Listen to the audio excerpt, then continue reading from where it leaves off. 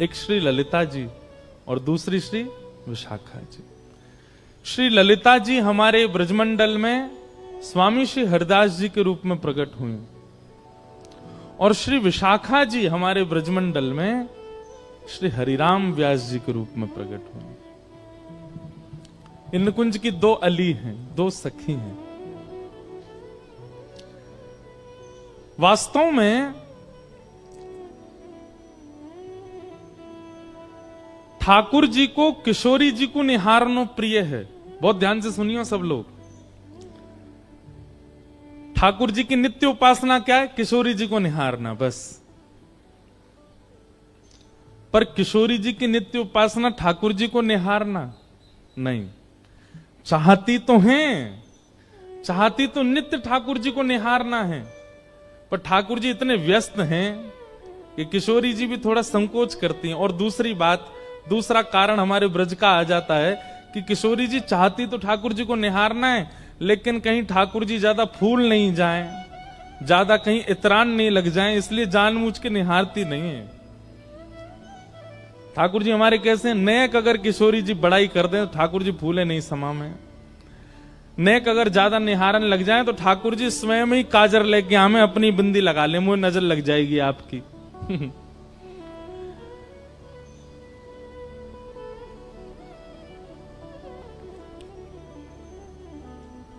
तो ठाकुर जी का नित्य उपासना किशोरी जी के दर्शन है और किशोरी जी की नित्य उपासना ठाकुर जी के दर्शन है, पर नित्य निहारती नहीं। तब किशोरी जी क्या करती हैं? वे सन्मुख बैठा करके श्री ललिता जी को देखती हैं और विशाखा जी को देखती हैं। ललिता और विशाखा जो हैं, ये किशोरी और ठाकुर जी के ही रूप की परछाई से उनके सामने लीलाएं करती रहती हैं। जैसे जब जब श्याम सुंदर की याद आती है तब तब ललिता विशाखा लीला करती हैं और लीला करके किशोरी जी को दिखाती हैं। ललिता जी श्री किशोरी जी बनती हैं और विशाखा जी श्री श्याम सुंदर बनती हैं, और ये दोनों लीला करके दिखाती हैं। उसी से किशोरी जी का मन प्रसन्न होता है। तो ऐसा कह दें तो कोई अतिशयोक्ति नहीं कि ठाकुर जी की उपासना किशोरी जी का दर्शन और किशोरी जी की उपासना ललिता विशाखा का दर्शन। वो नित्य निहारती हैं दोनों को। कितनी बड़ी सौभाग्यवती हैं कि अपलक नेत्रों से किशोरी जी निहारती हैं उनको। ललिता जी का तो प्रादुर्भाव ही किशोरी जी के प्रतिबिंब से हुआ। ऐसी कथा आती है कि एक बार निकुंज में ठाकुर जी बोले, हे श्यामाजू चलो आपको श्रृंगार मैं करूंगा। और जब जब किशोरी जी को श्रृंगार ठाकुर जी ने किया है तब तब किशोरी जी को अपनो ही रूप भायो है। जैसे हर किसी को अपने आप को श्रृंगार के बाद देखने की इच्छा होती है, हम कैसे लग रहे हैं। अन्य दिन तो सखियां तैयार करती हैं, कभी कीर्ति मैया श्रृंगार करती हैं, कभी श्री जी स्वयं भी श्रृंगार करती हैं, परंतु अन्य दिन तो किशोरी जी स्वयं को श्रृंगार करके प्रतिबिंब में देखती हैं, दर्पण में देखती हैं और फिर आगे लीला में चली जाती हैं। पर जिस दिन ठाकुर जी श्रृंगार करके जाते हैं किशोरी जी का, किशोरी जी प्रतिबिंब के सामने ही बैठी रहती हैं, स्वयं को ही निहारती हैं। आज ठाकुर जी ने किशोरी जी का श्रृंगार किया, पत्रावली पधराई, आंखन में काजर लगायो, सुंदर निज कर गूथ सुमन के गजरा, ये अपने ही हाथ पहरावत है। तू है सखी बड़ भाग बड़ी, नंदलाल तेरे घर आवत है। जैसे घर में देखा है ना, कभी बहनें बैठी हैं एक दूसरे के केश गूंथती हैं, ऐसे किशोरी जी बैठी हैं और ठाकुर जी उनके केश गूंथ रहे हैं। और किशोरी जी को आज इतना सुख मिल रहा है, इतना इतना आनंद है, पर प्रकट नहीं करती हैं। ठाकुर जी ने श्रृंगार किया और सुंदर पुष्प ला करके किशोरी जी के केशन में ऐसे सुंदर सुंदर गुच्छ बना करके श्रृंगार किया, और जैसे ही दूर से प्रतिबिंब लेकर के श्याम सुंदर आए, बोले हे श्यामाजू विराजो, देखो मैं आपको दर्पण दिखाऊं। और जैसे ही ठाकुर जी ने प्रतिबिंब दिखायो, किशोरी जी तो निहारती रह गई अपने स्वरूप को। अब ठाकुर जी जैसे ही दर्पण दूर करें, किशोरी जी के नहीं, या कुछ सामने ही रहने दो, यहीं स्थिर कर दो। ठाकुर जी कह रहे हैं, वाह, अपने रूप को निहार रही हो? बोले अपने रूप को ना निहार रही, या रूप में चढ़े भये श्रृंगार को निहार रही हूं, और वो श्रृंगार कैसे कियोगे वो चिंतन कर रही हूं। अब तो इतना सुंदर लग रहा है किशोरी जी को अपना स्वरूप की वो ठाकुर जी को भी कह रही है ना, दूर बैठो, मुंह देखन दो। ठाकुर जी कभी पर्दा डाल दें, कभी दर्पण हिला दें, किशोरी जी नाराज है जाए, बोले याकू मत छेड़ो, मेरे सामने ही रहने दो। अब तो किशोरी जी कुंज में भी जा रही हैं, तो वहां पर भी ऐसे ऐसे दर्पण लगाएं कि जहां किशोरी जी नजर घुमाएं अपनो ही प्रतिबिंब देख रही हैं। ठाकुर जी बोले, इतनो प्रिय लगो आपको मेरे द्वारा किए गए श्रृंगार, क्यों ना या श्रृंगार के स्वरूप को स्तब्ध स्थिर कर दिया जाए। और तभी किशोरी जी अपनी स्वरूप को देख करके बोली, हे ललिते। और जैसे ही अपने स्वरूप को ललिते कहो है, तो किशोरी जी को जो प्रतिबिंब है वो प्रतिबिंब ही श्री ललिता जी के रूप में प्रकट है गया। श्री ललिता अली, ललिता सखी आ गई। तो सोचो, जब जब किशोरी जी विरह में हो, वैसे तो विरह होवे ना आए, सखी है ना दे, लेकिन फिर भी जब भी कभी वियोग होवे, जब भी कभी याद आवे, श्री ललिता जी को देख लें किशोरी जी। ऐसी ये दो सखी हैं, ललिता और विशाखा। उनमें श्री विशाखा जी के जो अवतार हुए हमारी पृथ्वी पर, जिनका नाम है हरिराम व्यास। हरिराम व्यास, श्री हरिराम व्यास जी के लिए श्री नाभा गोस्वामी जी कहते हैं, उत्कर्ष तिलक अरुदाम को भक्त इष्ट अति व्यास के, काहू के आराध्य मच्छ कच्छ नर हरि सूकर, बामन फर साधरन सेतु बंधन जू शैल कर, एकन के यह रीत नेम नवधासों लाए, सुकुल सुमुखन सुवन अच्युत गोत्री जो लढ़ाए,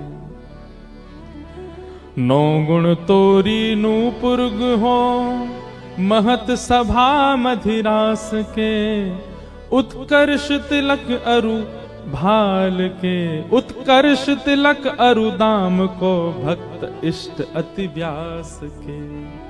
श्री हरिराम व्यास। एक बात याद रखिएगा, भक्तमाल जी में श्री नाभा जी ने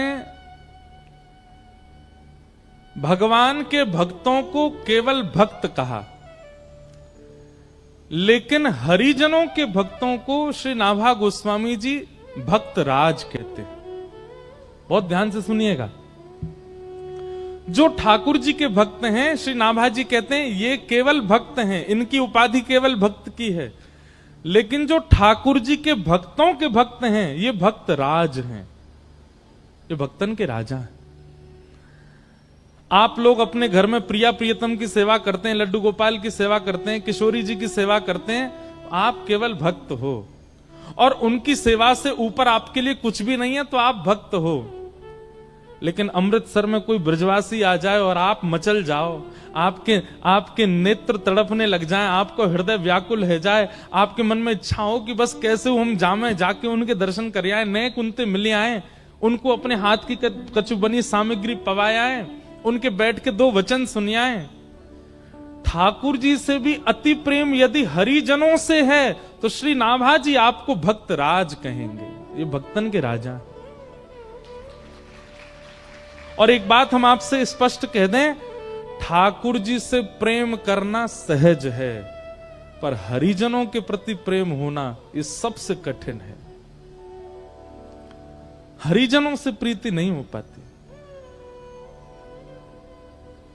हरिजनों के प्रति वैसा प्रेम नहीं हो सकता। और वाकई लैया भी अगर आपको प्रयास करना हो, देखो एक बात हमारी बात बहुत ध्यान से सुनिएगा। एक तो सामने कैमरा वाले भैया ने बैठ जाओ, अगर तुम्हारा कैमरा स्थिर है हो तो हमें देखे ही ना रहे बेचारे। जय हो। तो ठाकुर जी की सेवा बहुत सरल है।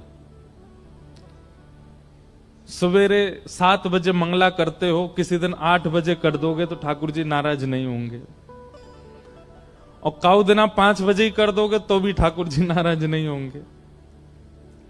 ठाकुर जी को राजभोग में कढ़ी चावल खवा दो तो भी ठाकुर जी राजी हैं। ठाकुर जी को केवल दही भात खवा दो तो भी राजी हैं। कुछ नहीं तो दूध के भोग लगा दो तो राजी हैं।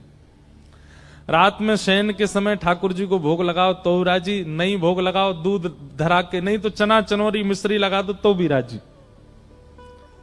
सुबह दो सेज पे तो राजी, नहीं सुबह भूल गए ठाकुर जी बैठे हैं खुद सो गए तो भी बेचारे राजी, कुछ नहीं कहेंगे।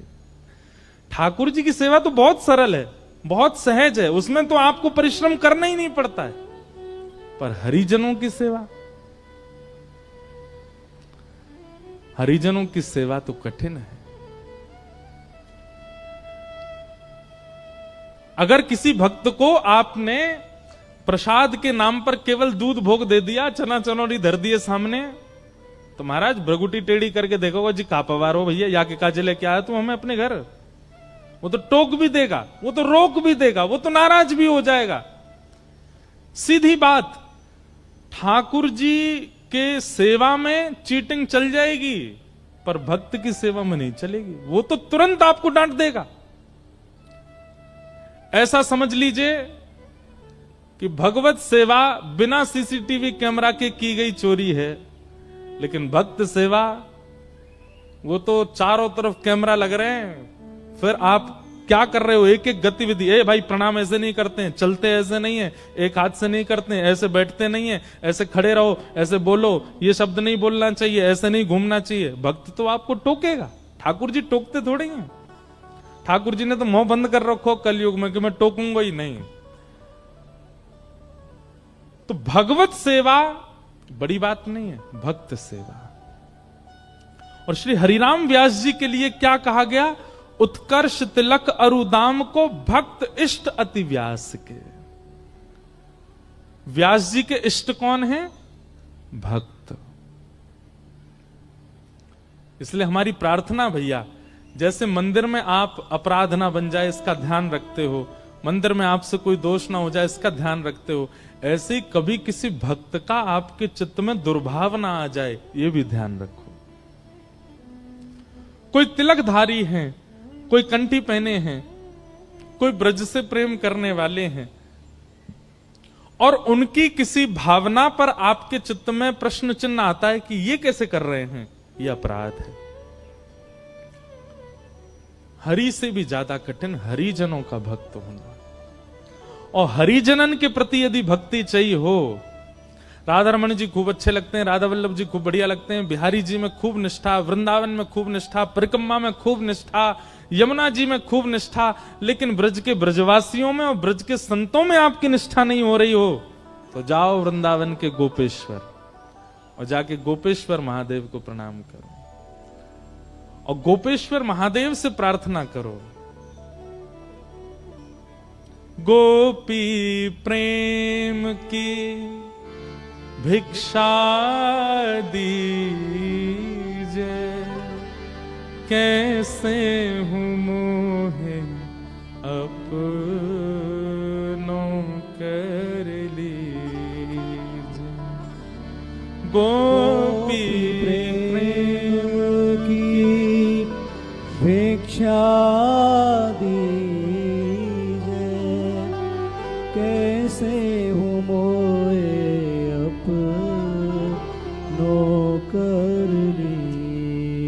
हमारे वृंदावन के पंचायतन मैंने कितनी बार कहा है, वृक्षों को प्रणाम, रज को प्रणाम, यमुना जी को प्रणाम, ब्रजवासियों को प्रणाम और गोपेश्वर महादेव को प्रणाम। इन 5 प्रणामों के बाद किसी देवालय में जाइए। यदि गोपेश्वर महादेव को प्रणाम नहीं किया गया होगा तो बिहारी जी के बगल में, आपके बगल में स्वामी श्री हरदास जी भी खड़े हो जाएंगे तो उनको पहचान नहीं पाओगे। ये गोपेश्वर महादेव ही करवाएंगे। कल हमने सुना रास में प्रवेश महादेव की कृपा, और आज हम सुनेंगे भक्त इष्टों के प्रति स्नेह महादेव की कृपा से। ठाकुर जी से प्रेम करना हम सिखाएंगे ही नहीं इन 7 दिनों में, वो तो आप सब करते हो, वो तो आप सब जानते हो, पर जिनसे हमारे हरि रीझ हैं, ऐसे हरिजनों से प्रेम ये महादेव सिखाएंगे, ये महादेव बताएंगे। हरिराम व्यास जी कैसे हैं? बोले भक्त इष्ट अति व्यास के। आप देखेंगे बिल्कुल सूर्य और चंद्रमा की तरह परिवर्तन हुआ हरिराम व्यास जी के जीवन में महादेव की कृपा से। पहले के हरिराम व्यास कैसे हैं वो तो हम बाद में कहेंगे, पर बाद के हरिराम व्यास, शंकर जी से मिलने के बाद हरिराम व्यास जी कैसे हैं?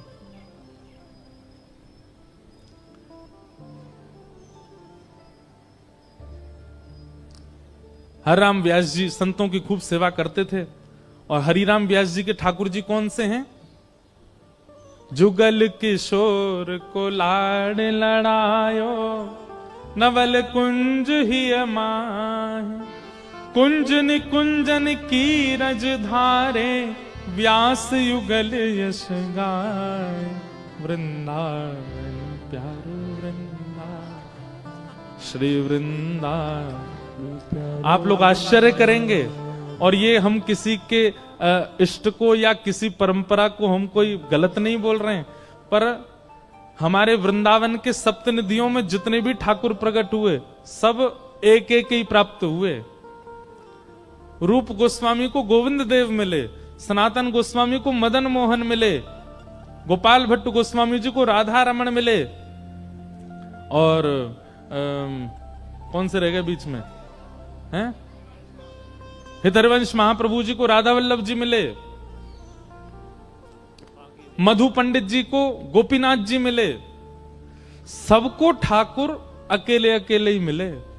किशोरी जी तो गादी जी के रूप में मिली, चूड़ामणि के रूप में मिली, लेकिन एकमात्र ऐसे श्री हरिराम व्यास हैं जिनको जुगल प्राप्त हुए, जुगल किशोर मिले, जिनके लिए किशोरी जी भी प्रकट हो गई। इसीलिए श्री हरिराम व्यास जी गाते हैं, किशोरी तेरे चरणन की रज पाऊं, किशोरी तेरे चरणन।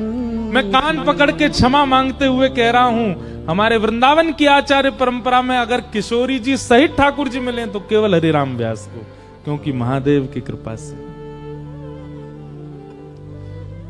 जारज को ब्रह्मादिक तरसत, जारज को ब्रह्मादिक तरसत, सूरज शीश चढ़ाऊं किशोरी तोरे, सूरज शीस चढ़ाऊं किशोरी तेरे, चरणन की रज पाऊं, किशोरी तेरे चरणन की रज पाऊं।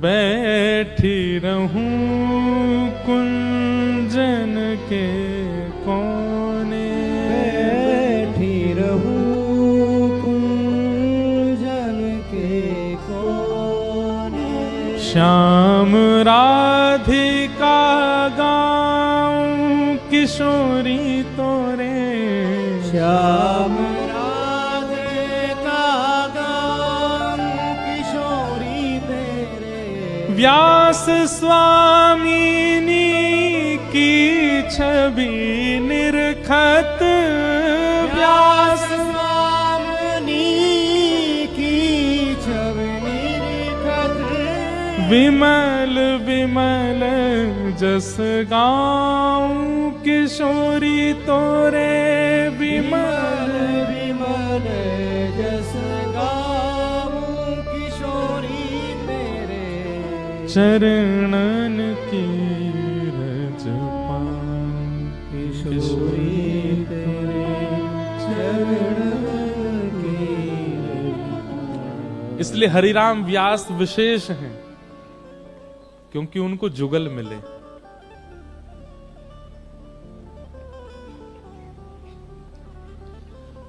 तो श्री विशाखा जी ये प्रकट हुई कलयुग में हरिराम व्यास जी के रूप में, और आपका जन्म हुआ ओरछा के एक शुक्ल परिवार में, एक दिव्य ब्राह्मण कुल में आपका जन्म हुआ। नाम आपका हरिराम शुक्ल रखा गया, हरिराम शुक्ल। हमने पूरा चरित्र लिख भी रखा अपने पास, आज सुनाते हैं प्रेम से। अच्छा, कई लोग ना वो बहुत जल्दी आके बैठ जाते हैं कथा में, आगे आगे बैठ जाते हैं, फिर बीच में उठ के जाते हैं। ऐसों से हमारी प्रार्थना कि आप जिनको जल्दी जाने का होता है ना, 6-7 बजे जिनको जाना ही है, वो पीछे ही बैठ जाए करो। आप कब आए कब गए किसी को पता नहीं चले, लेकिन जो बेचारे पूरी कथा सुनने के भाव से बैठे उनको विक्षेप नहीं हो।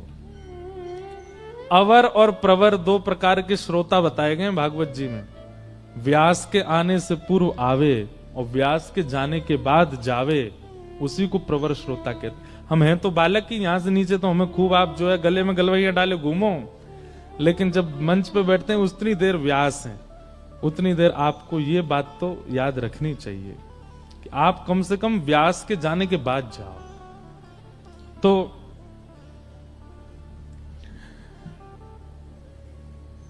हरिराम शुक्ल जी का जन्म हुआ और बाल काल में आपने सरस्वती मंत्र को सिद्ध कर लिया। हमें याद है सरस्वती मंत्र, और हमने खूब उसकी उपासना भी की है, और उसी कृपा से कि आप सबको कथा सुना रहे हैं। तो सरस्वती दिव्य मंत्र की आपने इतनी उपासना की, इतनी उपासना की, नवरात्रों में आप केवल अन्न जल त्याग करके जल और केवल कुछ फलाहार लेकर के सरस्वती मंत्र की उपासना करते थे।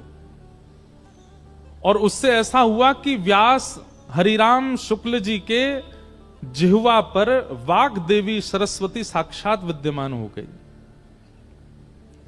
उसका प्रभाव यह हुआ कि आपने अध्ययन करके स्वयं को इतना विद्वान बना लिया कि आप जिस जगह जाते वहां के विद्वानों को हरा देते। काशी में जिस गुरुकुल में आप पढ़े थे, उस गुरुकुल में सब विद्वानों ने मिलकर के सारे छात्रों में से आपको चुना और चुन करके मंच पर बुला करके आपकी विद्वत्ता से प्रसन्न होकर के आपको व्यास की उपाधि प्रदान की। इसलिए नाम पड़ गया हरिराम व्यास। हरिराम व्यास। एक दिन हरिराम व्यास जी के मन में आया कि क्यों ना मैं पूरी पृथ्वी पर दिग्विजय करूं। अच्छा, एक तो विद्वान, दूसरे रूपवान, सुंदर रूप भी था, और तीसरा ओरछा के एवं ओरछा के आसपास के राजघरानों के ये कुलगुरु भी थे। सब राजा इनके आगे हाथ जोड़े खड़े रहते थे। भागवत जी कहती हैं, कम आयु का होना, बहुत योग्यताएं प्राप्त कर लेना, बहुत सम्मान मिल जाना, स्वरूप का होना और सत्संग का ना होना, यह पतन का कारण बन जाता है। आप रूपवान हैं लेकिन सत्संग नहीं करते हैं तो आप रूप गर्विष्ठ हो जाओगे। आप धनवान हो लेकिन सत्संग नहीं करते तो धन का अहम आपके अंदर से कभी नहीं जाएगा। आप योग्यताओं से परिपूर्ण हो, विद्वान हो, गाना आता है, नाचना आता है, या कोई भी कलाओं से निपुण हो, लेकिन सत्संग नहीं है तो वो कला आपको एक दिन गिरेगी नीचे। इसलिए कितनी भी योग्यताएं हो, उन योग्यताओं के साथ सत्संग आवश्यक है जीवन में। हरिराम व्यास जी के पास सब कुछ था, सत्संग ही नहीं था। एक दिन हरिराम व्यास जी के मन में आया कि विद्वान तो हम हैं ही, इतने राजा हमारे चेला हैं, रूपवान भी सब कुछ है, क्यों ना दिग्विजय की जाए, पूरे भारत में मुझसे बड़ा कोई विद्वान ना हो ऐसी घोषणा करवा दी जाए। और उसके लिए क्या करना पड़ेगा? बड़े बड़े विद्वानों के पास जाकर के हमको शास्त्रार्थ करना पड़ेगा। सब लोग इधर देखो, सावधानी से सुनो।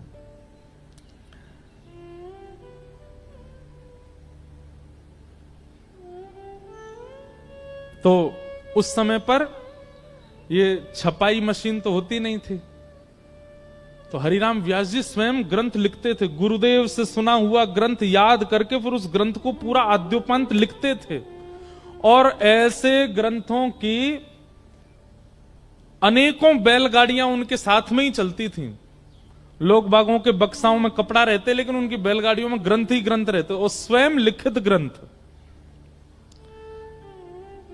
उन ग्रंथों को लेकर के हरिराम व्यास जी शास्त्रार्थ दूर, उनके ग्रंथों के नाम सुनकर के बड़े बड़े विद्वान तो वहीं से हाथ जोड़ के भाग जाते थे, बोले हमने तो ये ग्रंथ ही नहीं देखे, इनसे शास्त्रार्थ क्या करेंगे। और सुना ये ग्रंथ इन्होंने खुद लिखे हैं।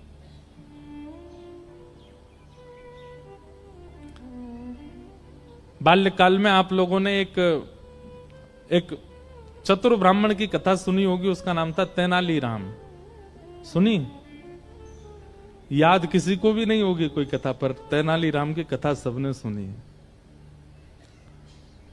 तेनालीराम एक बार एक राजा के यहां गए, और वहां राजा के यहां एक बहुत बड़ा कोई विद्वान आया, और उसने पहले से ही अपने शिष्यों को भेज करके कहा कि हम राजा को कह दीजिए हम उसके यहाँ के विद्वानों को हराने आ रहे हैं और उसके कुलगुरु बनने आ रहे हैं। तो राजा बोले भैया हमारे गुरुजी तो कहीं गए हुए हैं, और ये विद्वान आ रहा है, आकर के सबको हरा देगा, खुद आकर के हमारा गुरु बन जाएगा, इसको कैसे रोका जाए। तो तेनालीराम, एक तो होता है कि अनपढ़ गंवार, एक होता महागंवार, एक होता वज्र गंवार। वज्र बिल्कुल कुछ जानते ही नहीं है। तो तेनालीराम बोले हम लड़ेंगे, हम शास्त्रार्थ करेंगे। राजा बोला आपको आता है सब? बोले वो तो हम बाद में बताएंगे हमको क्या क्या आता है, आप तो केवल उसके सामने हमको शास्त्रार्थ करने दो। तो सामने वो विद्वान आकर के बैठ गया। विद्वान आकर के बोला हाँ जी, किस विषय पर शास्त्रार्थ होगा? तो तेनालीराम बोले जो तुमको विषय बढ़िया लगता हो वहां से प्रारंभ करो। तो विद्वान बोला हमारी छोड़ो, आप बताओ कोई शास्त्र का नाम, वहां उस पे करेंगे। तो तेनालीराम ऐसे व्यंग में हंसने लगे, बोले हमारे शास्त्र पर तुम बोलने की अभी काबिलियत नहीं रखते, तुम बोलो, हम उस पर बोलेंगे। बोले नहीं नहीं नहीं, अब तो तुम्हारा ही शास्त्र सुनना है मुझे। कौन सा शास्त्र है? तो तेनालीराम बोले ठीक है, तो हम बता दें? बोले हाँ। बोले तिलकाष्ठ महिषबंधनम, चलो इस विषय पर चर्चा होगी। विद्वान बोलो कौन सा शास्त्र? बोले तिलकाष्ठ महिषबंधनम। तिलकाष्ठ महिषबंधनम। अब सामने जो विद्वान बैठा था उसने अपने चेलाओं को देखा, बोले ये शास्त्र तो हमने कभी सुना ही नहीं। तो सब चेला बोले गुरुजी भलाई इसी में कि यहां से ऐसे ही चल दो, कहीं हमने शास्त्रार्थ किया और आपने शास्त्र का ही नाम नहीं सुना और इसने कहीं दो चार और बातें बोल दी, आपसे उत्तर नहीं देवा तो नाक और कटेगी हमारी। तो बेचारा वो विद्वान, उसको लगा कि भैया हमने तो शास्त्र का नाम ही नहीं सुना। तेनालीराम ने उसको खूब सुनाई, खड़ी खोटी सुनाई, और कहा आ जाते हैं, आइंदा कभी मत आना इस नगर की ओर, तो मुंह उठा के भी मत देखना, देख लेना एक शास्त्र बोला, अभी तो ऐसे मुझ पर 56 करोड़ शास्त्र और रखे हैं। विद्वान बोला क्षमा कर दो हम जा रहे, चला गया। पीछे राजा बैठा था, राजा के पास भी विद्वान तो बहुत थे, सब विद्वानों ने घेर लिया तेनालीराम को। बोले अरे ये तिलकाष्ठ महिषबंधनम ये कौन सा शास्त्र है? बोले कोई शास्त्र नहीं है, तिलकाष्ठ मतलब तिल को ठठुआ, और महिषबंधनम मतलब भैंस को बांधने वाली रस्सी। हमने उसी को संस्कृत में बोल के कह दिया इस शास्त्र पर शास्त्रार्थ करो, और डर के मारे भाग गया। राजा बोला भैया तुम विद्वान तो नहीं हो, लेकिन बुद्धि तुम्हारी खूब तेज है। और फिर एक विद्वान के द्वारा तेनालीराम को फिर अध्ययन करा के विद्वान बनवाया। तो शास्त्रों का नाम उल्लेखित करके उस पर शास्त्रार्थ होता था। हरिराम व्यास जी की तो पोथियों के नाम पढ़ करके विद्वान घबरा जाते थे। किसी ने कहा, बोले आप कहां पूरे विश्व पर दिग्विजय करेंगे, भारत में सर्वश्रेष्ठ स्थान काशी। ऐसा कहते हैं काशी जो है ना, वो देवादिदेव महादेव की जिह्वा है। क्या है? जिह्वा। काशी में जब ब्राह्मण बोलते हैं तो उनके स्वर को उनका स्वर ना माना जाए, वो महादेव का ही स्वर है। इसलिए काशी के स्वर अलग ही हैं। चाहे वहां गाने वाले हों, चाहे वहां ब्राह्मण बोलने वाले हों, वहां के वेद मंत्र पाठ करने वाले ब्राह्मणों को आप सुनिए, वहां के बड़े बड़े विद्वानों को, वो पूरे विश्व से अलग ही हैं। काशी में भगवान की, शिव की जिह्वा मानी जाती है।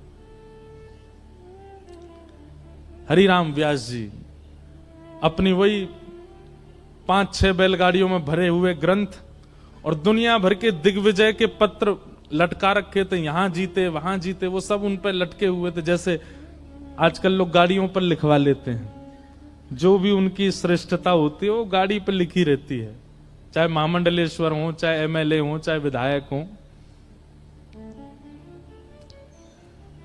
हरिराम व्यास जी पूरी बैलगाड़ियों पर लगवा करके और पहुंच गए।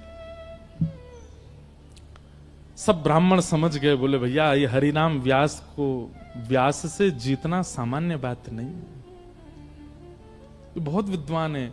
वाग्देवी सरस्वती की कृपा है इनके ऊपर, इन्होंने सरस्वती मंत्र को अभिमंत्रित कर रखा है, इनकी जिह्वा पर सरस्वती नर्तन करती है, कैसे जीतेंगे हम इनसे? सब ब्राह्मण व्याकुल होकर के देवादिदेव महादेव शंकर के पास गए और कहा कि हे महादेव, हमारी हार हो हमें स्वीकार, पर काशी की हार, ये तो आपकी हार मानी जाएगी ना, क्योंकि यहां तो सब ब्राह्मण आपकी वाणी है, कृपा कीजिए। सब ब्राह्मणों ने जाकर के प्रार्थना की कि हे महादेव, अब आप ही हमारी रक्षा करो। हरिराम व्यास आ रहे हैं। हरिराम व्यास जी की शोभा यात्रा निकली महाराज, पूरा काशी पुष्प भी बरसा रहे हैं, तो थर थर कांप करके बोले कि अब ये हरा के जाएंगे हमको।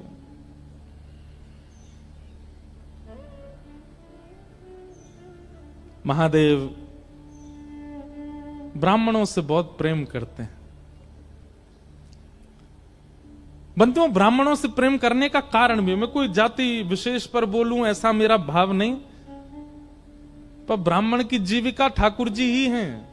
वो ठाकुर जी को गाता है, ठाकुर जी को भजता है, ठाकुर जी को तैयार करवाएगा ब्राह्मण, ठाकुर जी पे पुष्प चढ़वाएगा ब्राह्मण, ठाकुर जी की आराधना करवाएगा ब्राह्मण, ठाकुर जी के सब क्रियाकलाप इस संसार में करता ही ब्राह्मण है, तो उससे प्रेम होना सहज है ठाकुर जी का। भले ही उससे अपना घर चलाता है, लेकिन ठाकुर जी का सबसे ज्यादा ध्यान ब्राह्मण ही रखते हैं, इसलिए ठाकुर जी को बहुत प्रिय है।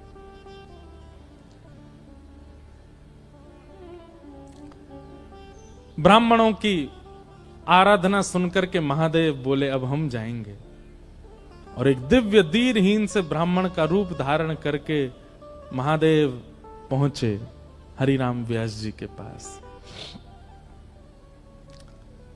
व्यास जी संध्या से निवृत्त होकर के प्रसाद आदि पाकर के बैठे थे, प्रतीक्षा कर रहे थे कोई शास्त्रार्थ करने आए।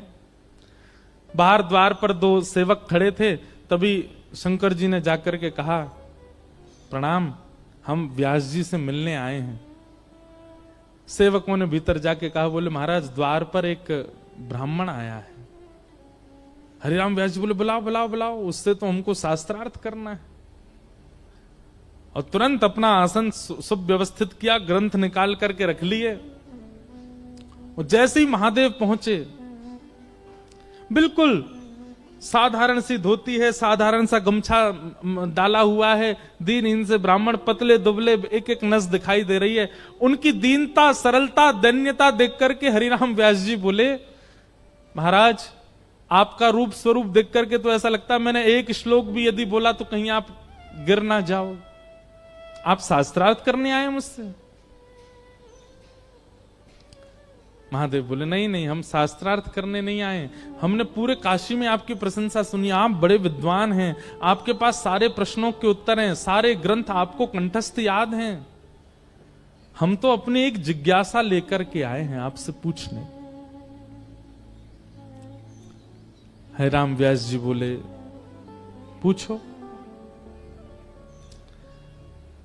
बोले महाराज आप इतने विद्वान हैं, ये बताइए अत्यंत विद्या प्राप्त करने के बाद उस विद्या का फल क्या मिलता है? विद्वान होने के बाद उसका फल क्या मिलता है? जैसे धनवान होने के बाद इच्छाओं की पूर्ति, कुछ चाहो वो इच्छा पूरी हो जाती है, ऐसे विद्वान होने के बाद उसका फल क्या मिलता है? हरिराम व्यास जी बोले कोई पूछने की बात है? विद्या ददाति विनयम, विद्या से विनय आता है, विद्या से दीनता आती है, और सबसे बड़ी बात विद्या से विवेक प्राप्त होता है। विवेक किसे कहते हैं? सही और गलत की पहचान, इसको विवेक कहते हैं। बहुत ध्यान से सुनिएगा, एक कैसा ट्रांसफॉर्मेशन है हरिराम व्यास जी के जीवन में, कहां वो पूर्व के हरिराम व्यास और कहां वो बाद के हरिराम व्यास, महादेव की कृपा। हरिराम व्यास जी बोले विवेक होता है, विद्या से विवेक की प्राप्ति होती है। अच्छा, विवेक किसको कहते हैं? बोले सही और गलत की पहचान, इसको विवेक कहते हैं। महादेव बोले तो इसका मतलब आपको भी विद्या का फल नहीं मिला? हरिराम व्यास जी बोले मतलब? बोले मुझे आपका विवेक विवेक सा लगता नहीं है। क्यों? क्योंकि आपने अपनी विद्या से, आपने अपनी विद्वत्ता से अपनों से नीचों को हराना उचित समझा है, ना कि उस विद्वत्ता से किसी का भला करना। आपने किसी के घर को प्रसन्न नहीं किया होगा, आपने किसी के घर को आनंदित नहीं किया, जितने ब्राह्मणों से अभी तक आप मिले सबको रुलाया ही आपने, यह आपका विवेक है। आप विद्वान केवल इसलिए बने हैं ताकि आप पूरे विश्व को हरा सकें, सबसे जीत करके सबके कुलपति बन सकें, और यह विद्या का फल तो नहीं होता। आज पहली बार हरिराम व्यास जी से किसी ने ऐसी बात की, उसके शब्दों में हरिराम व्यास जी को स्थिरता लग रही है, उसके शब्द सुनकर के हरिराम व्यास जी थोड़े से खोए खोए से लग रहे हैं, उसके शब्द सुनकर के हरिराम व्यास जी को पहली बार मौन रहने का मन कर रहा। नहीं तो हरिराम व्यास जी पे तो उत्तर हैं, ये बात याद रखिएगा।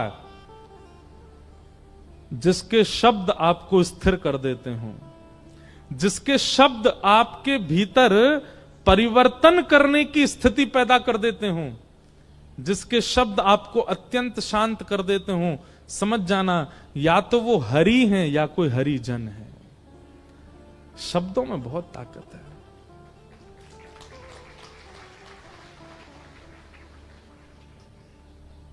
अगर मुझसे पूछा जाए पूरे विश्व को कौन चला रहा है, तो शब्द। यहां जितने लोग बैठे हैं, कई लोग अपने जीवन में बहुत उपलब्धियां प्राप्त कर लेंगे शब्द की कृपा से, कई लोग अपने जीवन में वृंदावन की प्राप्ति कर लेंगे शब्द की कृपा से, कई लोग अपने जीवन में विरक्तता को प्राप्त कर लेंगे शब्द की कृपा से, और क्षमा कीजिएगा कई लोग दुष्ट बन जाएंगे, कई लोग राक्षस प्रवृत्ति के हो जाएंगे, वह भी शब्द से। शब्द। हरिराम व्यास जी ने तुरंत हाथ जोड़े, बोले महाराज मुझे तुरंत सत्य बताइए, आप कौन हो? आप कोई सामान्य नहीं हो, आपका परिचय क्या है?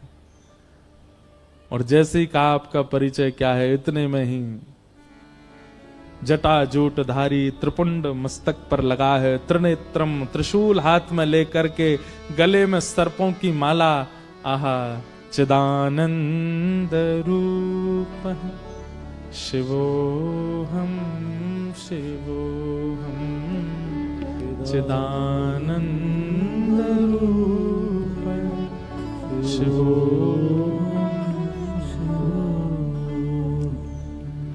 साक्षात देवादिदेव महादेव काशी विश्वनाथ प्रभु प्रकट हो गए हरिराम व्यास जी के सामने। महादेव का वह रूप सौम्य करुणता, करुणावतार है। महादेव रुद्र उनका नाम है, परंतु वो रुद्र भाव में नहीं रहते, वो अत्यंत करुणा भाव में रहते हैं। आप कभी भी किसी भी शिवालय में जाओ, 24 घंटा पानी गिरता रहता है, इसका मतलब क्या? भीगे देव 24 घंटा भाव में भीगे ही रहते हैं। महादेव प्रकट हो गए और प्रकट होकर के हरिराम व्यास जी के सिर पर हाथ फेरने लगे। आज हरिराम व्यास जी को अपने जीवन में किए गए समस्त क्रियाओं के प्रति पाप की भावना आने लगी। मैंने कितने ब्राह्मणों को हताश किया, उदास किया, निराश किया, रुलाया। आज तक नहीं समझ पाया कि मेरी विद्वत्ता का कारण क्या होना चाहिए। आज महादेव प्रकट हो गए, चरणों में लिपट गए, बोले प्रभु कृपा करो। मुझे क्यों वाणी देवी की कृपा हुई, मुझे क्यों विद्वत्ता प्राप्त हुई, मैं क्यों पृथ्वी पर आया हूं, मेरे जीवन का उद्देश्य क्या है, कारण क्या है, कृपा करके। अब जब आप आ ही गए हैं तो आप ही बताइए। देखो, नरसिंह मेहता के भाव में और हरिराम व्यास जी के भाव में एक बात स्पष्टता लगी, पूर्ण समर्पण। आप बताइए, हम आपसे कोई जिज्ञासा ना प्रकट करें, आप बताओ। क्योंकि जानते हैं कि महादेव जिस मार्ग का अनुसंधान करवाएंगे वो मार्ग कल्याणकारी ही होगा।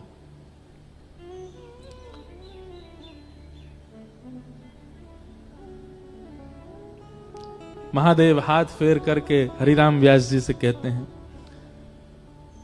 व्यास जी, उमा कहूं मैं अनुभव अपना, सत हरि भजन जगत सब सपना, सत हरि भजन जगत सब सपना। हे हरिराम व्यास, इस संसार में कितनी भी उपलब्धियां प्राप्त कर लो, तुम हमेशा अपने आप को अपूर्ण ही समझोगे।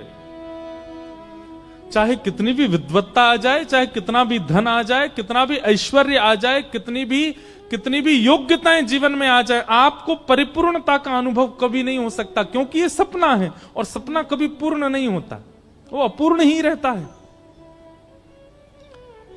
ठौर तो केवल एक ही जगह मिलती है, स्थिरता तो केवल एक ही जगह मिलती है, चित्त को शांति और विश्राम तो एक ही जगह मिलता है। कहां? हरि चरणार बिंदों में।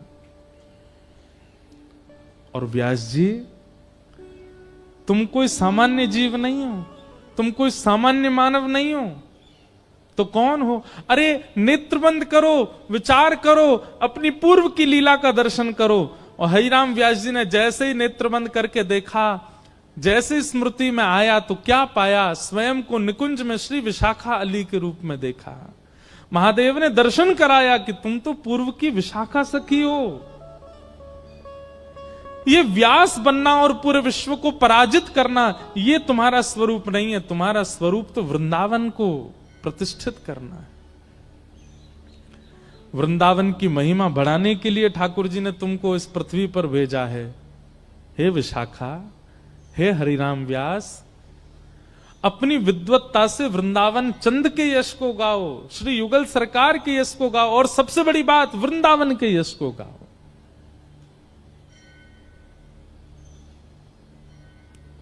हरिराम व्यास जी के नेत्र सजल हो गए। पूरी रात व्यास जी सोए नहीं, काशी में पड़े पड़े केवल और केवल श्री वृंदावन हे वृंदावन, श्री वृंदावन हे वृंदावन, रात भर वृंदावन का स्मरण करते रहे।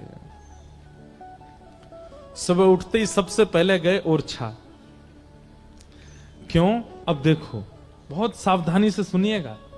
महादेव की जब आज्ञा हो गई थी कि वृंदावन जाओ, तो सीधे वृंदावन क्यों नहीं गए? हरिराम व्यास जी के मन में अब आत्मग्लानि हो रही है कि मैंने इतना समय व्यतीत कर दिया बिना वृंदावन गए। मेरी करीब 30-35 वर्ष की आयु हो गई और मैं अभी तक वृंदावन नहीं गया। अब मैं किस मुंह से सीधे वृंदावन चला जाऊं? मैं मेरी श्यामा जी को, अपनी किशोरी जी को, जबकि उन्हीं की सखी हैं, उनको कैसे मुख दिखाऊं कि मैं धराधाम पर आकर के यहाँ की माया में इतना तल्लीन हो गया कि भूल ही गया कि मैं तो नित्य सहचरी हूं। अब किसी गुरु के जैसे अपराध करने के बाद में ये होता है ना, कोई बड़ा हमारी होड़ लेवे, कोई बड़ा हमारी साइड लेकर के हमारे आगे आगे चले और हमारी वो हमारी थोड़ी अर्जी लगा दे कि इसको क्षमा कर दो। तो अब गुरु की इच्छा, आज पूरे विश्व का गुरु बनने वाला स्वयं शिष्य बनना चाह रहा है। हरिराम व्यास जी के मन में आ रही है कोई गुरु जी जीवन में आ जाएं, उन गुरु जी के साथ वृंदावन जाएंगे, अकेले नहीं। अब हरिराम व्यास जी अंतर्मुखी हो गए। अब ज्यादा मन में कोई और चिंतन नहीं चलता है, केवल वृंदावन जाना है, वृंदावन जाना। बड़े बड़े राजा आते हैं, आकर के अपने लाखों के जवाहरात उनके चरणों में अर्पित कर देते हैं, पर हरिराम व्यास जी को अब कोई मान सम्मान भाता नहीं, अब तो केवल वृंदावन जाना है। एक दिन वेतवा नदी के तट पर सुबह सुबह हरिराम व्यास जी बैठे थे और तभी वहां एक नवल रामदास नाम के एक भक्त बैठ करके पद गा रहे थे।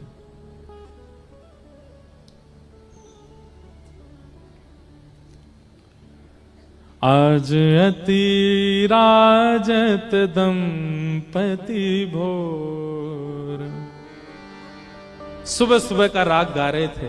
बहुत सावधानी से सुनिएगा, अगर हम हरिराम व्यास जी का पूरा चरित्र कहें ना तो पद ही पद हैं उसमें, इसलिए बहुत सावधानी से सुनो।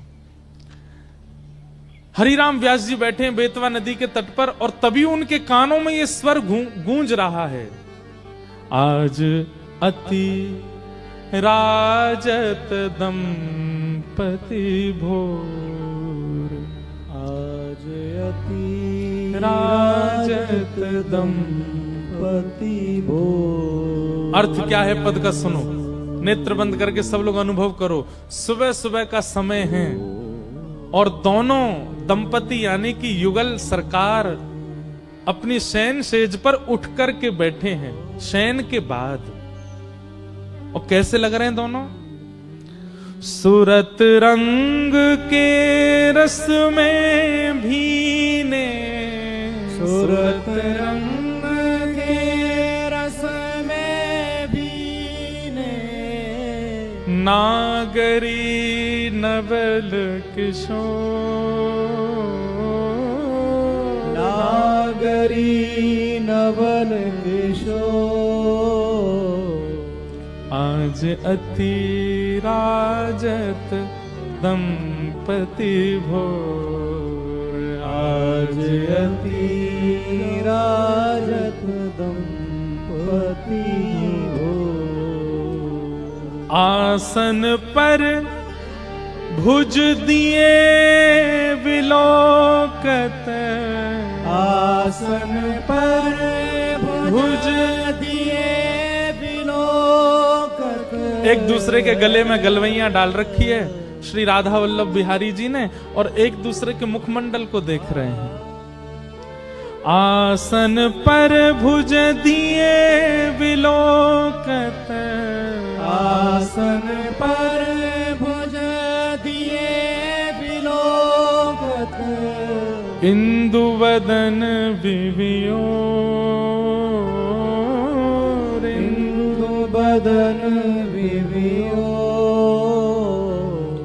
करत पान रसमात परस्पर, करत पान रसमात परस्पर। लोचन त्रसित चको, लोचन त्रसित चको। मानो श्री हरिराम व्यास जी को प्रत्यक्ष दिखने लगा। एक सेज पर युगल बैठे हैं, एक दूसरे के गले में गलवैयां डाले, एक एक अंग को मानो ऐसे पी रहे हो जैसी प्यासी जिह्वा जल का पान कर रही हो। नेत्र नेत्रों को देख रहे हैं, नासिका नासिका के सन्मुख है, गले में गलवैयां हैं, एक दूसरे, मानो जैसे एक श्याम वर्ण गौर वर्ण एक दूसरे में बस अभी मिल ही जाएंगे क्या। हरिराम व्यास जी को बेतवा नदी ओरछा में बैठे बैठे दिखने लगा यह प्रत्यक्ष शब्द झकझोर रहे हैं हरिराम व्यास जी के हृदय को।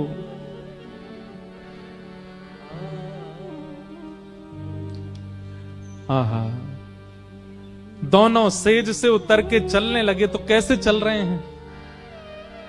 पग डगमगत चलत बन बिहरत, पग डगमगत चलत बन बिहरत। जैसे कोई सुबह उठते ही सीधी चाल नहीं चल पाता, और ठाकुर जी तो वैसे ही टेढ़ी चले, और सुबह सुबह उठ के तो जन कितनी टेढ़ी चलते होंगे। और सुबह सुबह जब उठता है ना व्यक्ति, तो वो पूरी पूरी चाल, पूरे पूरे चरण नहीं बढ़ाता, धीमे धीमे चरण, थोड़ी उसकी गति जो है वो धीमी होती है। कैसे लग रहे हैं दोनों कि पग डगमगत चलत बन बिहरत, पग डगमगत चलत बन बिहरत। रुचिर कुंज घन घोर, रुचिर पुंज घन घोर। जय श्री हित हरिवंश लाल ललना मिल, श्री हित हरिवंश लाल ललना। जय श्री हित हरिवंश लाल ललना मिल।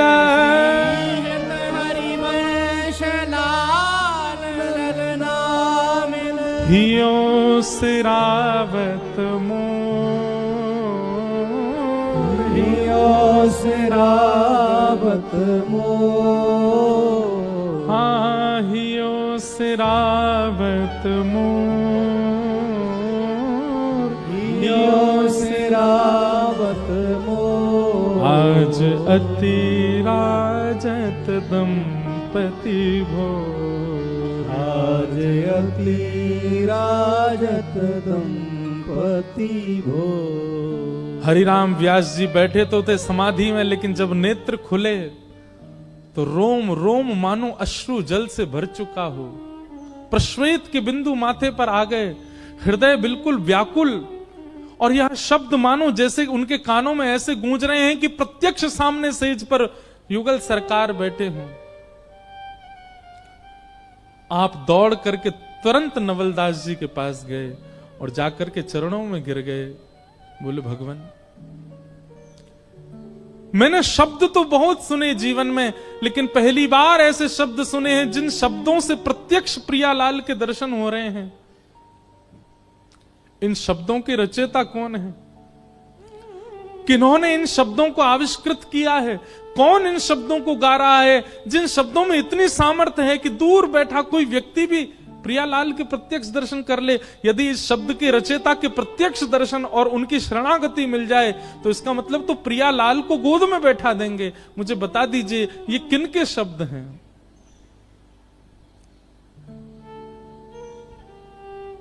नवलदास जी मंद मंद मुस्काने लगे और कहे, व्यास जी ध्यान से सुनो। जय श्री हित हरिवंश लाल ललना मिल, जय श्री हित हरि, जय श्री हित हरिवंश लाल ललना मिल,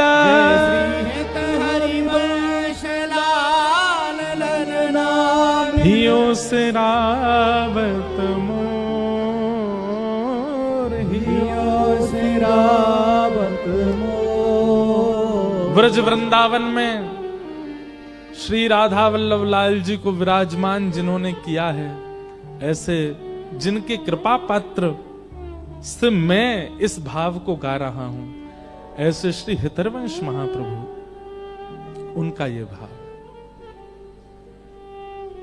हरिराम व्यास जी ने अब विचार नहीं किया। मैंने बंधुओं कथा में कहा है कि वृंदावन आपको आमंत्रित कर रहा है, इसके 3 संकेत मिलेंगे।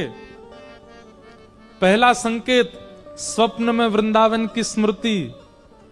दूसरा संकेत, वृंदावन से किसी ब्रजनिष्ठ ब्रजवासी या फिर किसी वैष्णव का आपके नगर में आगमन, और तीसरा वृंदावन का कोई प्रसाद आपको प्राप्त हो जाना।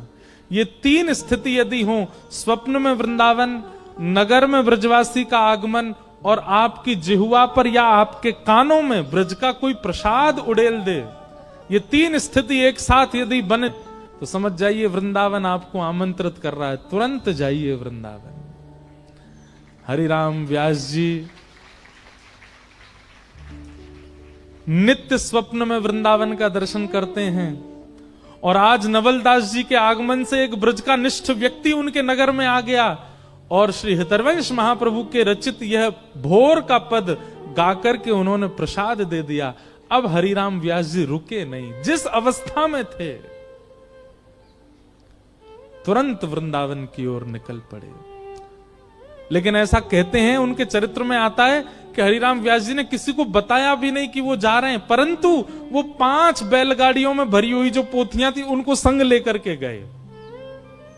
किसी ने कहा इन पोथियों ने अब भी पीछा नहीं छोड़ा।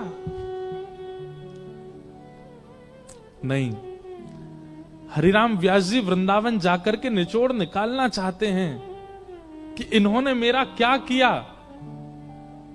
जब मेरा ही कुछ नहीं हो पाया तो किसी का क्या होगा इनसे। इनको जाके विसर्जित करके आऊंगा वृंदावन में, इसलिए लेकर के गए और सीधे श्री हरिराम व्यास जी वृंदावन पहुंचे।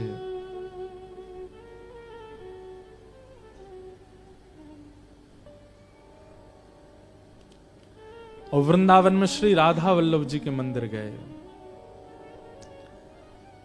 राधा वल्लभ जी का दर्शन करके श्री हरिराम व्यास जी ने एक पद गाया।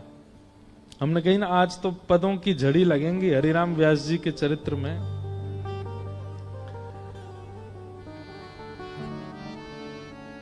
हरिराम व्यास जी गा रहे हैं, बहुत सुंदर भाव।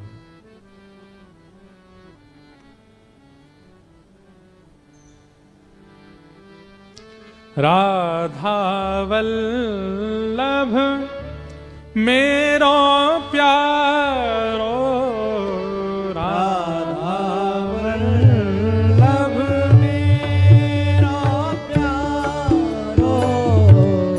प्रथम दर्शन किया है श्री राधा वल्लभ लाल जी का और श्री हरिराम व्यास जी गा रहे हैं जय हो।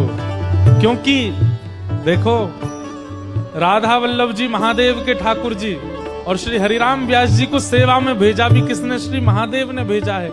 इसलिए प्रथम दर्शन करते ही चित्त में अपने आप शब्द प्रकट होने लगे।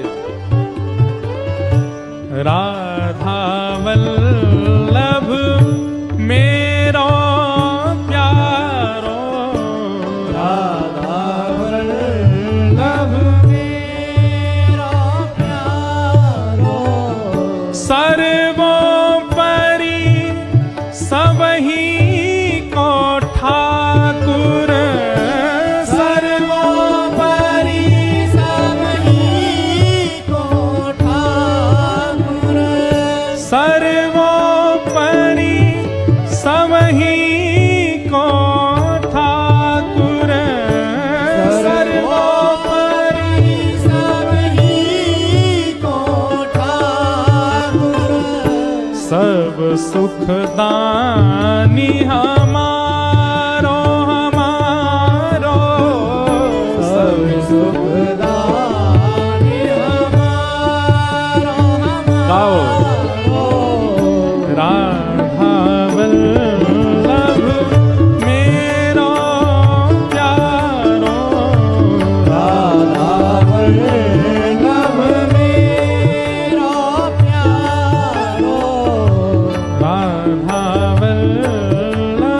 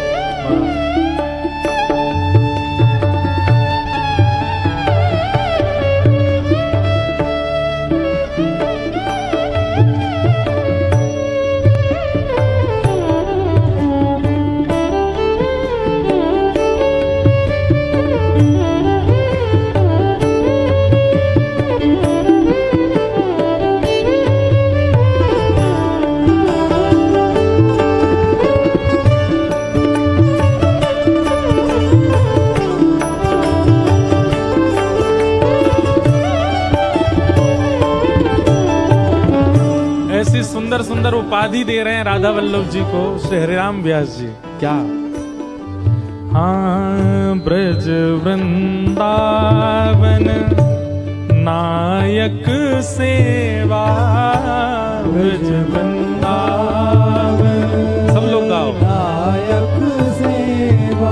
एक बात कहें, नामदेव जी महाराज कह रहे थे अपनी किसी वाणी में, एक दिन नामदेव जी का भी चरित्र सुनाएंगे। नामदेव जी कह रहे थे कि अगर सत्संग होता है, कीर्तन होता है और कोई बैठा बैठा केवल सुनता है, कीर्तन में गाता नहीं है, करताल नहीं बजाता, तो इसका दंड उसको अगले जन्म में बिना वाणी का बनना पड़ता है। इसलिए भैया अगले जन्म में वाणी चाहिए तो या जन्म में गाओ। और एक बात बताएं, अगले जन्म में जन्म ही नहीं चाहिए तो या जन्म में गाओ, गानो पड़ेगो। इतने सुंदर शब्द हैं और श्री व्यास जी के शब्द हैं। हाँ, ब्रज वृंदावन नायक सेवा, ब्रज वृंदावन नायक सेवा। लायक श्याम उजियारो, नायक श्याम उजियारो। और प्रीति रीत पहचाने जाने, प्रीति रीत पहचाने जाने। प्रीति रीत पहचाने जाने। प्रीत पहचाने और जाने। रसिकन को रखवारो वारो, रसिकन को रखवारो वारो। राधा वल्लभ मेरो प्यारो, राधा वल्लभ मेरो प्यारो। राधा वल्लभ मेरो प्यारो। राधा वल्लभ मेरो प्यारो। रूप कैसा है राधा वल्लभ जी का? आहा, श्याम कमल दल लोचन नैना, श्याम कमल दल लोचन नैना। मोचन दुख नैनन को तारो, मोचन दुख नैनन को तारो।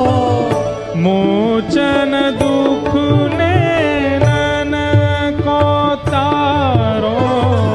मोचन दुख नैनन को तारो।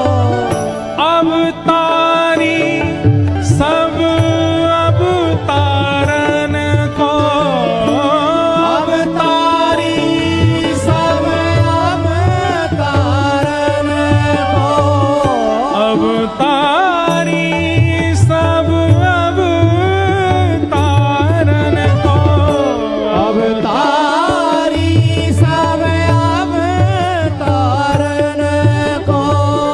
महतारी महतारो तारो, महतारी महतारो तारो।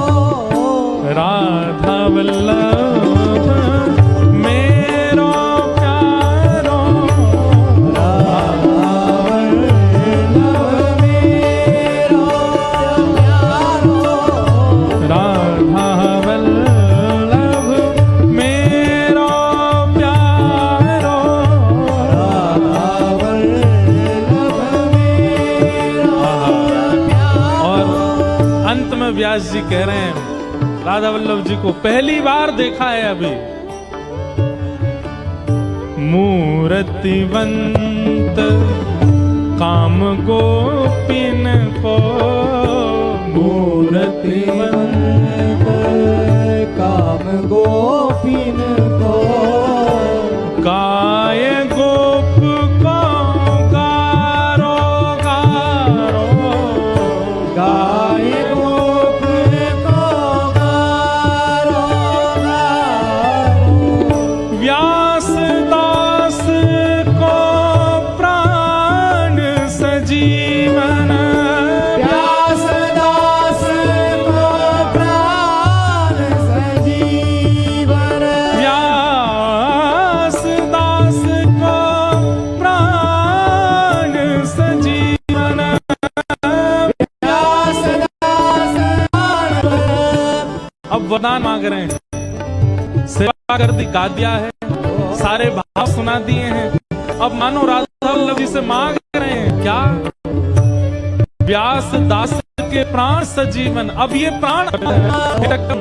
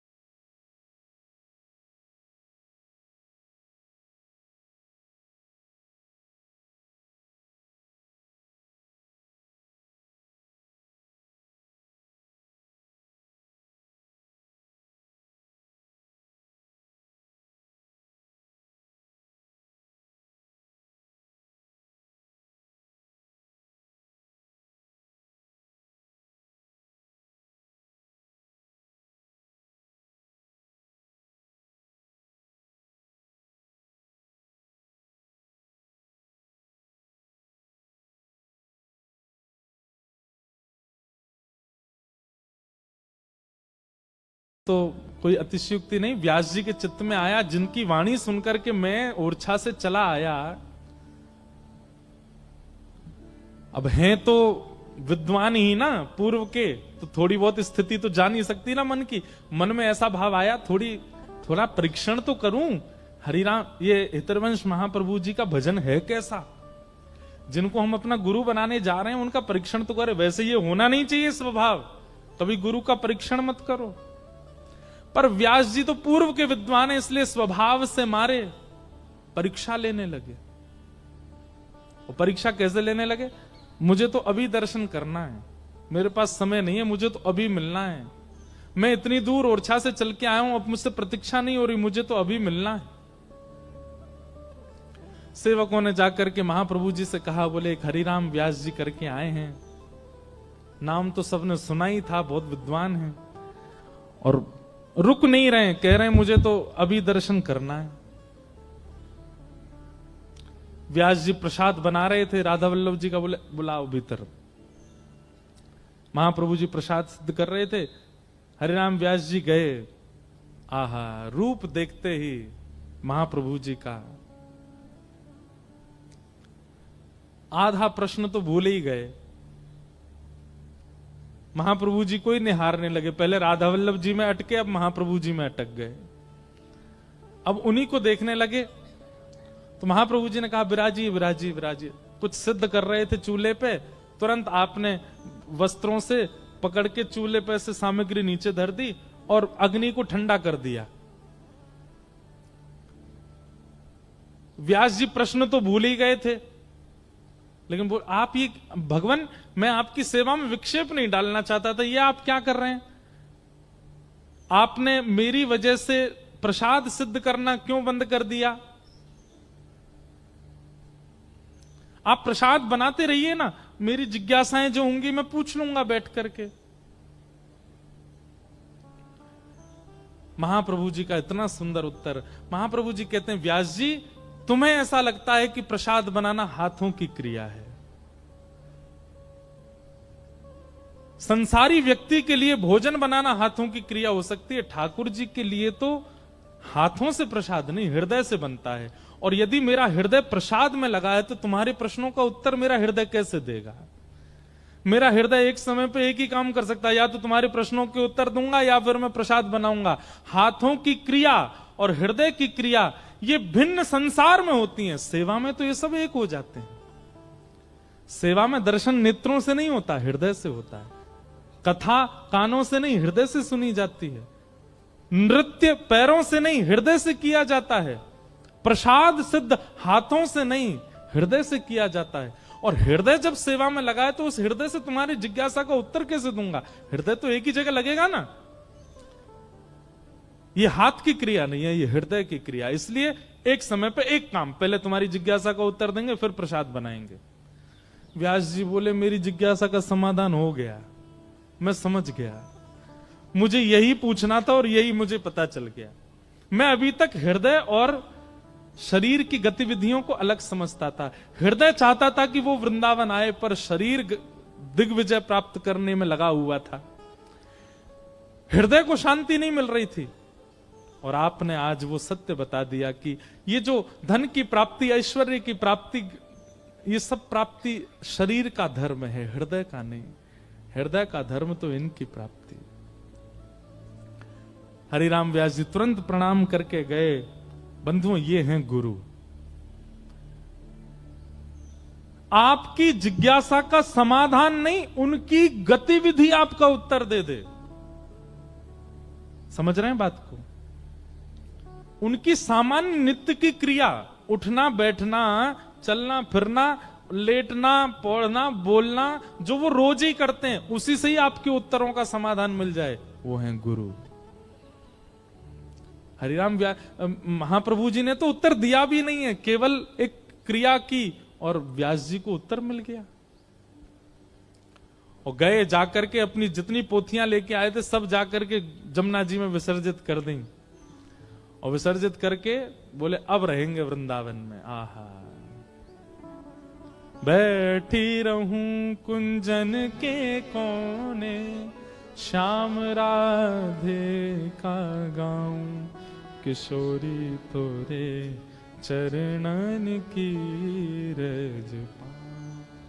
अब तो श्री हरिराम व्यास जी वृंदावन में रहते, कहीं नहीं जाते, किसी से नहीं मिलते, पूरे दिन केवल वृंदावन में निवास करते। हरिराम व्यास जी का स्वभाव थोड़ा सा विनोदी स्वभाव था। कैसा स्वभाव? विनोदी मतलब थोड़े मजाक किया थे। तो कभी कभी सभा बैठती थी संत जनों की, तो हरिराम व्यास जी विनोद करते थे थोड़ा सा। तभी एक दिन सभा में सब संत जन बैठे थे, तभी वहां पर आगमन हुआ श्री गोपाल भट्ट गोस्वामी जी का। और श्री गोपाल भट्ट गोस्वामी सबको निमंत्रण देके गए, बोले भैया हमारे लाला को कल झूला उत्सव है, सब लोग आइयो। और प्राचीन काल में ऐसा होता था कि जैसे आजकल लोग किसी के यहां उत्सव में एक बात हमारी बहुत ध्यान से सुनिएगा, घर में ठाकुर जी की सेवा होना और विशिष्ट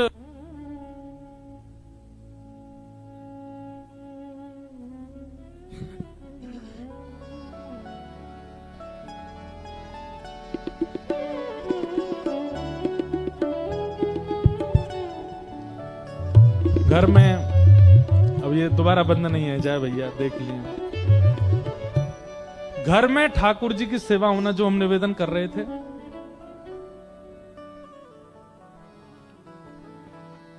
श्री राधा राधा राधा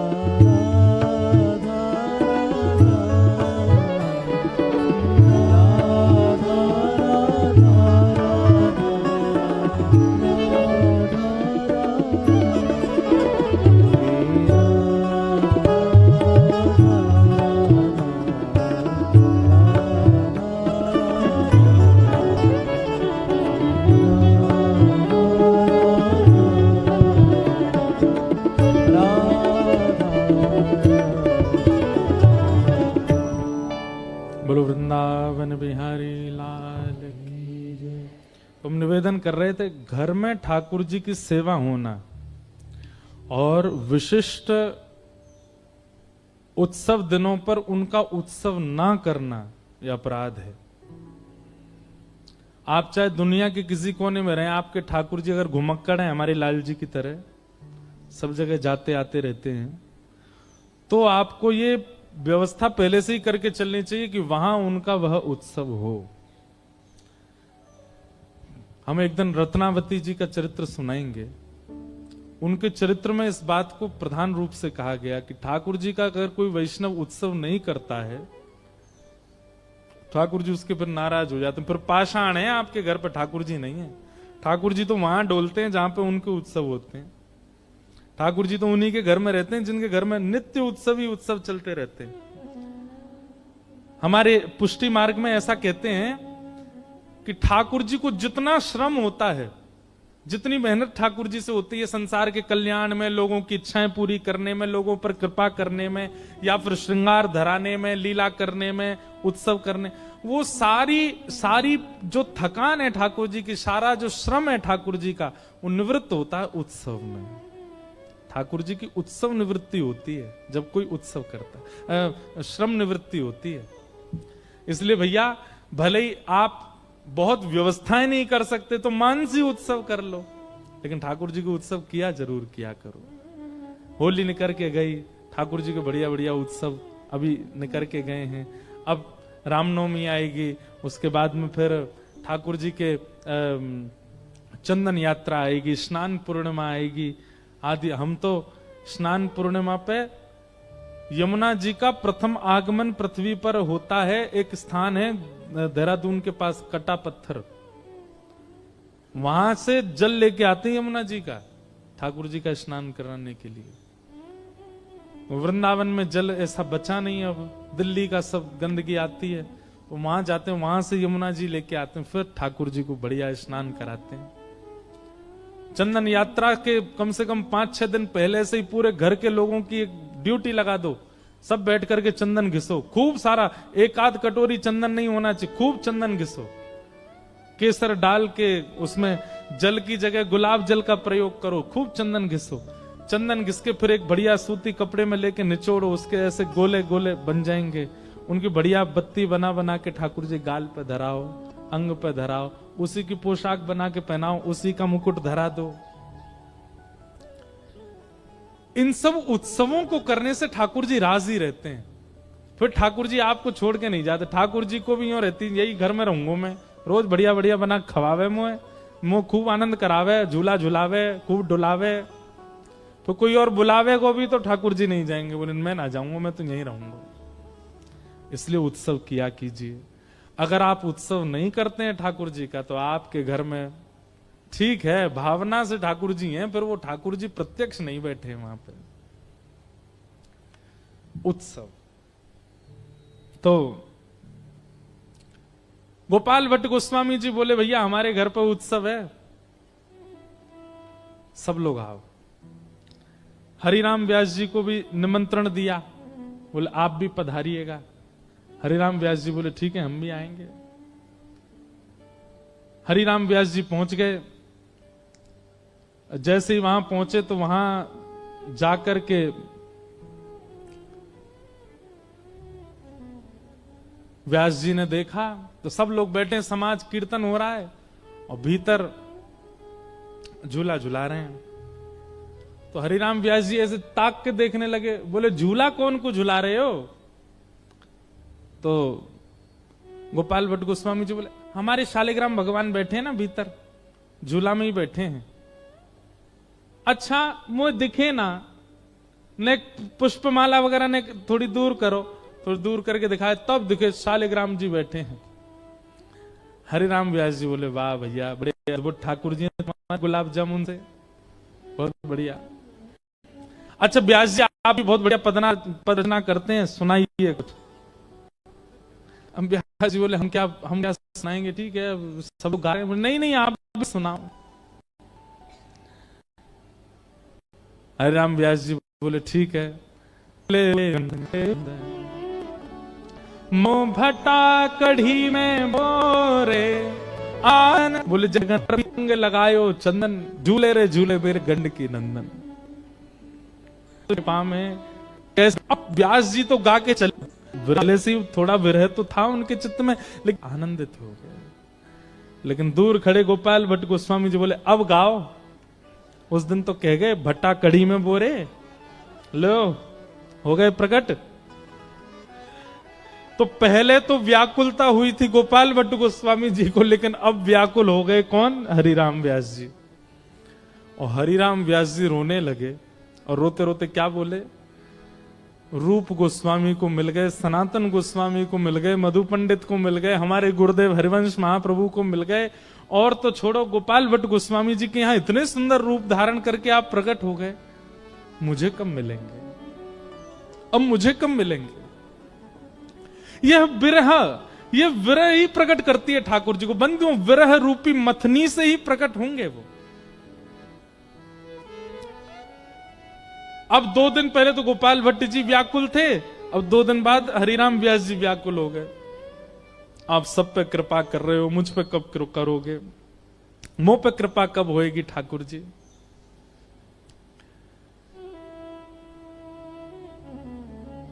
इतने रोए हरिराम व्यास जी की बिल्कुल प्राण त्यागने तक की स्थिति में आ गए। और तभी व्यास जी के स्वप्न में किशोरी जी प्रकट हुए, और किशोरी जी प्रकट होकर के बोली, हे व्यास जी आप चिंता मत करो, आप व्याकुल क्यों हो रहे हो? बोले आप सबको मिल गई हैं, मुझे क्यों नहीं मिल रही? मैंने क्या अपराध किया? मैं भी तो गाता हूं, और मैं जानता हूं मेरे पूर्व के अपराधों को अभी तक क्षमा नहीं किया आपने, इसलिए मुझे प्राप्त नहीं हो रही। किशोरी जी बोली, कैसे प्राप्त नहीं होंगे? तुमको अगर हम अगर तुमसे अभी तक रूठी होती हैं तो तुमको वृंदावन ही नहीं मिलता। वृंदावन मिल गया, ये हमारी प्रसन्नता का प्रतीक है, और तुम तो हमारी नित्य सहचरी विशाखा हो। व्यास जी बोले, अब कृपा करो, मुझे प्राप्त हो जाओ। किशोरी जी ने कह दिया, बोले ठीक है।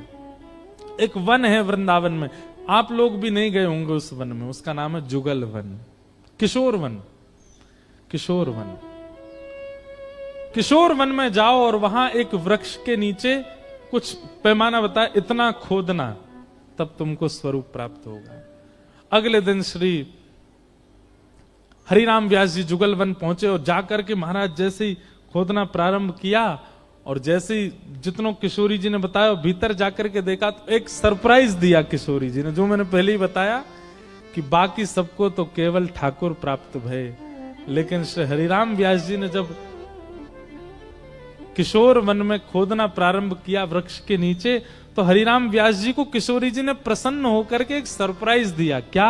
बाकी सबको तो ठाकुर, पर हरिराम व्यास को युगल ठाकुर, दोनों युगल मिले। बोलो जुगल किशोर लाल की जय। ऐसे श्री हरिराम व्यास जी को श्री जुगल किशोर जी मिले, बड़े प्यारे ठाकुर हैं। अभी पन्ना में विराजते हैं, मध्य प्रदेश में, हमारे ब्रज के ठाकुर हैं श्री जुगल किशोर। जुगल किशोर को लाड लड़ायो, नवल कुंज ही माई, कुंजन कुंजन की रज धारे, व्यास युगल यश गाय। वृंदावन प्यारो वृंदावन, श्री वृंदावन प्यारो वृंदावन, हे श्री वृंदावन को वृंदावन, श्री वृंदावन प्यारो वृंदावन। ऐसी ऐसी अद्भुत लीलाएं होने लगी। अब वृंदावन में एक और ठाकुर श्री हरिराम व्यास जी के प्रकट भय। हितरवंश महाप्रभु, स्वामी श्री हरदास जी, गोपाल भट्ट गोस्वामी, रूप सनातन, सब बधाई लेकर के आए, और श्री हरिराम व्यास जी को हृदय से लगा करके खूब बधाई दी। हरिराम व्यास जी बड़े प्रसन्न। व्यास जी को वापस ले जाने के लिए इनका पूरा कुल खानदान आया ओरछा से, लेकिन व्यास जी वृंदावन छोड़ करके नहीं गए। तब इनके परिवार के लोग रोने लगे और कहने लगे, आप वृंदावन में रहोगे केवल अपना कल्याण करोगे, पर ओरछा जाओगे तो कितने लोगों का कल्याण होगा। तब हरिराम व्यास जी बोले, भैया अब सबके कल्याण का जिम्मा हमने नहीं लिया, हम तो वृंदावन से बाहर जाएंगे ही नहीं। और वृंदावन को त्यागने वाले स्वयं स्नान किया, फिर बाहर आए, बोले ठाकुर जी को स्नान कराऊं। जैसे डिबिया खोली सो चिड़िया उड़ के फुर उड़ गई। अब वो तो संत व्याकुल हो गए, बोले मेरे ठाकुर जी उड़ गए, मेरे ठाकुर जी उड़ गए। और दौड़े दौड़े हरिराम व्यास जी के पास गए। हरिराम व्यास जी को तो पता था ये लीला होने वाली है। व्यास जी बोले कहिए कैसे आए? बोले तुमने कही थी जमुना जी स्नान करना, हम स्नान करने गए, हमने जैसे डिब्बा खोला हमारे ठाकुर जी उड़ गए। हरिराम व्यास जी बोले हम पहले ही कह रहे थे वृंदावन छोड़ के मत जाओ। देखो तुम जाने की इच्छा प्रकट कर रहे, ठाकुर जी चिड़िया बन के उड़ गए। ठाकुर जी वृंदावन छोड़ के नहीं जाना चाह रहे, तुम क्यों जा रहे हो? नहीं जाएंगे हम वृंदावन छोड़ के, पर हमारे ठाकुर जी तो बुला दो वापस। बोले रुक जाओ, चिड़िया बन के कहां उड़े थे? बोले आपके मंदिर की तरफ ही उड़े थे। रुको हम ढूंढते हैं। और भीतर गर्भगृह में जाकर के ऐसे ढूंढते ढूंढते जुगल किशोर जी के पैर के पास ही शालिग्राम जी रखे, जे रहे तुम्हारे ठाकुर जी, देखो चिड़िया बन के आए, यहां आके बैठ गए। बोले सही कह रहे हो, हमारे ठाकुर जी जाना ही नहीं चाहते। और महाराज उन संत ने अखंड ब्रजधाम वास ले लिया। हरिराम व्यास जी का यही नियम था, घूम घूम करके यही देखते थे, यही पूछते थे आज वृंदावन छोड़ के कौन जा रहा है। और जो भी जा रहा होता था उसको जाकर के खूब सुनाते। और क्या कहते हैं, जो वृंदावन छोड़ करके जा रहा है, ते नर राक्षस कूकर गधा ऊंट वृषभ गज बोक, व्यास जू वृंदावन तज भटकर तासिर पन ही ठोक। बोले भैया जितने जीव जंतु कहे जाएं वो सब है वो जो वृंदावन छोड़ के जाए, इसलिए वृंदावन कभी मत त्यागो। वृंदावन सांचो धन भैया, वृंदावन सांचो धन भैया। हरिराम व्यास एक दिन आप अपने ठाकुर जी की सेवा कर रहे थे और सेवा करते करते ठाकुर जी को पाग बांध रहे थे। कोई बढ़िया सेठ रेशमी कपड़ा देख करके गया, बोले पाग पहनाना जुगल किशोर जी को। तो श्री हरिराम व्यास जी पाग धरा रहे थे और पाग धराते धराते जैसे पाग पहनाए तो पाग कहीं से उधर जाए, कहीं से ढीली पड़ जाए, फिर खुल जाए। बाकी का श्रृंगार धराने जाए तो पाग नीचे गिर जाए। तो हरिराम व्यास जी को क्रोध आ गया और उधरी हुई पाग ऐसे मुंह पे आ रही थी, सबरे कपड़ा मुंह पे आ रहे जुगल किशोर जी के, उधरी हुई पाग में आरती कर दी। बोले खड़े रहो ऐसे ही हैं, सुबह तो है गई, मैं सुबह तैयार कर रहा हूं, तैयार नहीं है रहे, मोह इतने काम करने। वृंदावन रोज वृंदावन की परिक्रमा देते थे हरिराम व्यास जी, मोह वृंदावन की परिक्रमा जानो, संत जन को भंडारो करनो, और यहाँ सुबह तो है गई है और पाग नहीं पहनने। देखो एक बात कहें, जब सेवा में प्रेम खूब दिया गया होगा ना ठाकुर जी को, तो फिर क्रोध करने का अधिकार मिलता है।